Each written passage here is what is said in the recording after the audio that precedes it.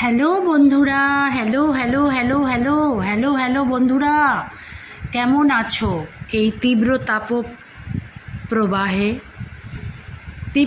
তীব্র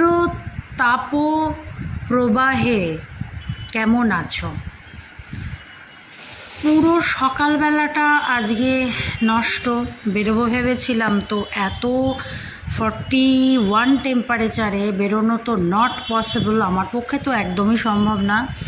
তো আজকে রাতের শহর দেখতে বেরিয়ে পড়েছি বন্ধুরা। তোমরা আমার সাথে থাকো, দেখতে থাকো। এইবার বলো যে এতক্ষণ ভিডিওটা দেখলে এটা কোন কালীবাড়ি, কোথাকার কালীবাড়ি?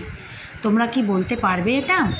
যদি বলতে পারো তো বলে দাও, আমাকে লাইক কমেন্টস করে সেটা বলে দাও। তো এখানে আমরা চলে এসেছি, তখন রাত্রির 8টা, সোয়া 8টা বেজে গেছে। মায়ের মন্দির যথারীতি খোলা রয়েছে, একজন দুজন করে ভক্তবৃন্দও আসছে মায়ের দর্শন করতে। তো এখানে পঞ্চবটী বনও রয়েছে, শুনেছি পঞ্চবটী বনের বৃক্ষের নিচে বসে জপ তপ ধ্যান ধারণা করলে সেটা নাকি সিদ্ধি লাভ হয়। তো এটা দক্ষিণেশ্বরেও আছে পঞ্চবটী বন। তো বলো তো এটা কোন মন্দির এবং মায়ের এখানে যে মূর্তি রয়েছে এটা কোন মন্দিরের মূর্তি? তবে এটুকু আমি বলতে পারি, এটা হুগলিতে অবস্থিত। যেহেতু আমি হুগলিতে থাকি, তো আমাদের হুগলি জোনে এত বেশি মন্দির আছে যে না তো গুণে শেষ করা যাবে, না দেখে শেষ করা যাবে। তো এত মন্দির, মানে ছোট ছোট নতুন পুরনো মন্দির তো ছেড়েই দাও, ধরাছোঁয়ার বাইরে পুরনো মন্দির অগুন্তি। এর সাথে যুক্ত হয়েছে নতুন মন্দির, নতুন ছোট ছোট অসংখ্য মন্দির আমাদের চোখের সামনে রয়েছে, কিন্তু আমরা সেটা ভালো করে দেখবার সুযোগ পাই না, তাই না? তো সেটাই আমি তোমাদের সামনে তুলে ধরতে চাই। তোমরা দেখো, অপরকে দেখবার সুযোগ করে দাও, শেয়ার করো, লাইক করো অ্যান্ড কমেন্টস করে জানাও আমাকে যে তোমাদের কেমন লাগছে। কেন কি ঘরে বসে অনেকেই অনেক সময় বেরোতে পারে না, বা নানা রকম কাজের অসুবিধার জন্য বেরোতে পারে না, বা দেখা হয় না, যাওয়া হয় না। তো সেখানে আমি তোমাদের সহায়তা করার জন্য আছি। আমি এই মন্দির ব্লগ তৈরি করছি তোমাদের জন্য বন্ধুরা। তোমরা দেখো এবং অন্যকে দেখবার সুযোগ করে দাও, ঘরে বসে শেয়ার করো, লাইক করো অ্যান্ড কমেন্টস অবশ্যই অবশ্যই অবশ্যই করো। আমার সঙ্গে থাকো, সাথে থাকো। তো এই মন্দিরে 9টার সময়, 10টার সময়, সকাল 10টার সময় মায়ের মন্দির খোলে এবং সারাদিনই খোলা থাকে। রাত্রির 9টার সময় এই মন্দির বন্ধ হয়। তো আমরা এবার মন্দির থেকে, এই মন্দিরটা থেকে বেরিয়ে গিয়ে অন্য জায়গায় যাব। তো এখানে দেখো শহরের অবস্থা দেখো, এত ঘিঞ্জি পরিবেশ, মানে রাত্রি 9টা বাজে তখনও যথেষ্ট লোকজন রয়েছে রাস্তায় এবং গাড়ি ঘোড়া বেশ ভালো রকমই চলছে। আসলে এত গরমের মধ্যে কি আর করা যাবে। তো তারপরে আমরা চলে এসেছি বহু প্রাচীন এই স্ট্যাচুর কাছে। এটি একটি বহু পুরনো, কত শত বছরের পুরনো, হাজার বছরের পুরনো সেটা বলা খুব মুশকিল। এই যে স্ট্যাচুটা, এই যে ঘড়িটা, এটা দেখে তোমরা খানিকটা আন্দাজ করতে পারছো? এটা হচ্ছে ঘড়ির মোড়, খুব বিখ্যাত একটি জায়গা। চিনসুরা ঘড়ির মোড় বলতে সবাই চেনে। ছোট্ট একটি মন্দিরের সামনে আবার আমরা উপস্থিত হয়েছি। এখানে বজরংবলী সহ আছেন সহায়তা করার জন্য আমাদের। জয় বজরংবলী, জয় সিয়ারাম। তো গতকাল ছিল রামলালার জন্মদিন, তো আজকে আমি ব্লগটা তৈরি করছি। স্বামী বিবেকানন্দের মূর্তি। প্রচণ্ড খিদে পেয়েছিল আর ফুচকা খেতে ইচ্ছা করছিল গরমে।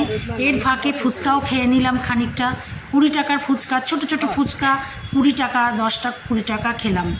খেয়ে নিয়ে আবার ছোট্ট একটা মন্দিরের সামনে আমরা উপস্থিত হয়েছি।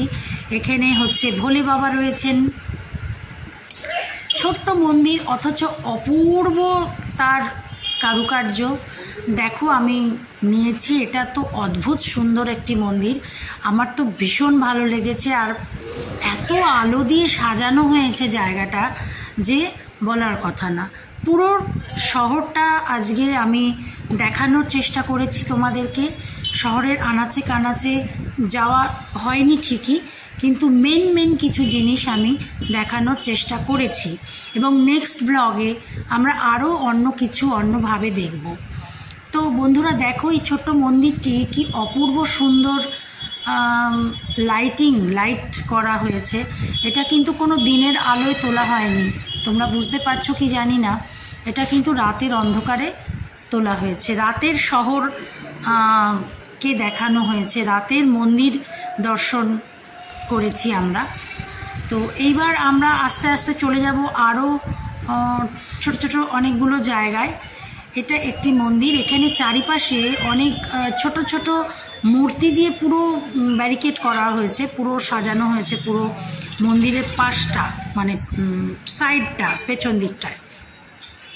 এখানে ছোট অনেক মূর্তি রয়েছে, সেগুলো আস্তে আস্তে তোমাদের দেখাবো। তোমরা দেখতে থাকো, সঙ্গে থাকো, সাথে থাকো অবশ্যই। এখানে দেখো ছোট্টভাবে রয়েছে সারদা মায়ের মূর্তি।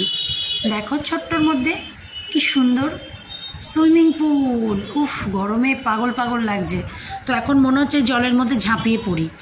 তো রাত্রি 9টা বাজে, দেখো তাও এখনও বাচ্চা ছেলেরা স্নান করছে, সুইমিং পুলে ঝাপাঝাপি করছে, বল নিয়ে খেলা করছে। সব বাচ্চারা দেখো কত বড় বাচ্চা সব। তো এত গরমে খানিকটা জলকেলি হচ্ছে শহরের বুকে। তো এই হলো জলের সঙ্গে খেলা।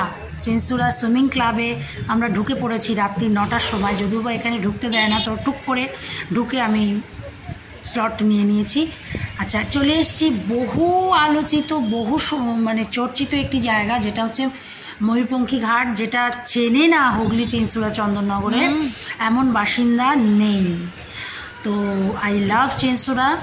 তো ছোট সুন্দর ব্লগ তোমাদের জন্য আজকে আমি উপস্থিত করেছি। তোমরা পুরো শহরটাকে দেখো। যারা হুগলি জোনের বাইরে থেকে দেখছো অবশ্যই আমাকে লাইক কমেন্টস করে অবশ্যই জানাও। তো তোমরাও একদিন এসো, এরকম ছোট মন্দিরগুলো দর্শন করো। আর ব্যান্ডেলে তো ব্যান্ডেল চার্চ রয়েইছে, মুখ্য নিদর্শন। তো তোমরা বন্ধুরা সঙ্গে থাকো, সাথে থাকো। গরমের মধ্যে এই কুকুরগুলো পর্যন্ত জলের ধারে এসে বসে রয়েছে। এ দেখো দাদুর পাশে বসে রয়েছে ময়ূরপঙ্খী ঘাটের মধ্যে, মানে এত তীব্র দাবদাহ। তো রাতের ঘোরা আমাদের আজকে এখানেই শেষ হলো। আমরা এবার বাড়ি ফিরবো, 9টা, 9:30 বেজে গেছে। চলো বন্ধুরা, আবার তোমাদের সঙ্গে দেখা হবে। সঙ্গে থাকো, সাথে থাকো। ধন্যবাদ।